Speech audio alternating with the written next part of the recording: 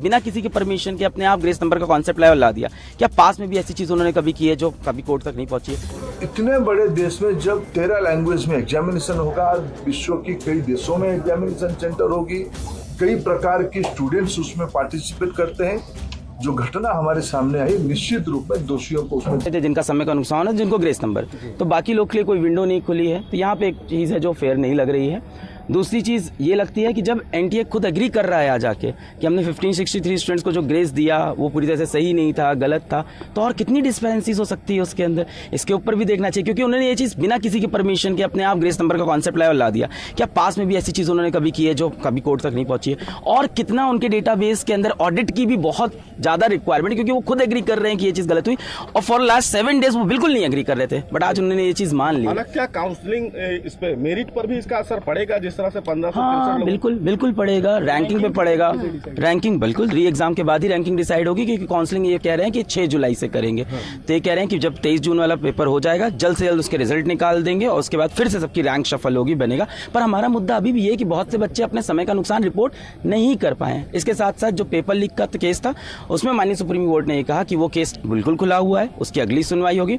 और आज माननीय सुप्रीम कोर्ट में जजेस ने पहली बार ये भी बोला कि मान लेते हैं काउंसलिंग हो गई, मान लेते हैं बच्चों का एडमिशन हो गया, उसके बाद भी हमें गैप्स मिलते हैं, तो supreme court has all the powers to revert everything. तो उन्होंने कहा मान लेते काउंसलिंग होती है, बच्चों का एडमिशन हो गया, कल को हमें कोई मुद्दा मिलता है, भले ही पेपर लीक हो या कोई और डिस्पेरेंसी हो, तो हमारे पास सारी पावर इन चीजों को वापस सही करने की। को क्या आप लोग इस मामले को उठाएंगे सुप्रीम कोर्ट के समक्ष कि अभी भी विंडोज खुले हुए हैं? बिल्कुल रिव्यू करते हैं, देखते हैं ऑर्डर क्या आता है उसके बेसिस पे, क्योंकि जो मुद्दे खुले हुए हैं उन पे कैसे आगे अप्रोच करना है legally, will take a call on that. एक तो मैं आपको स्पष्ट करूं, देयर इज नो करप्शन। ये जो एक वातावरण बनाई जा रही है कि बहुत बड़ा एनामुलिश हुई है नीट के संबंध में, पिछले दिनों में नीट में आपकी जानकारी के लिए बताऊं 24 लाख स्टूडेंट्स अपीयर करते हैं।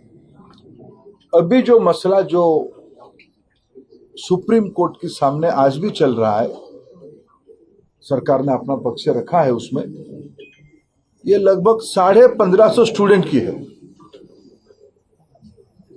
और एक ग्रेटर क्वेश्चंस कुछ उठाए गए हैं। सरकार उसकी सामना करने के लिए, उसको संतुष्टि के साथ बच्चों को उत्तर देने के लिए बहुत प्रामाणिकता के साथ खड़ा है। स्पेसिफिक घटना जो आए हैं उसको सरकार गंभीरता से लिया है। एकेडमिशियंस की कमेटी बनी है, उन्होंने कुछ रिकमेंडेशन किया है, उस हिसाब से सरकार आज कोर्ट के सामने उस पक्ष को रखेगा। और बाकी जो नीडफुल, सुप्रीम कोर्ट के आदेश से ही कुछ साल पहले से एनटीए की गठन हुई है। पिछले दिनों में आज एनटीए लगभग 3 बड़े बड़े एग्जामिनेशन कराते, सक्सेसफुली कराती है, नीट, जेई और सीयूईटी। इतने बड़े देश में जब 13 लैंग्वेज में एग्जामिनेशन होगा, विश्व की कई देशों में एग्जामिनेशन सेंटर होगी, कई प्रकार के स्टूडेंट्स उसमें पार्टिसिपेट करते हैं, जो घटना हमारे सामने आई निश्चित रूप में दोषियों को उसमें दंड दिया जाएगा।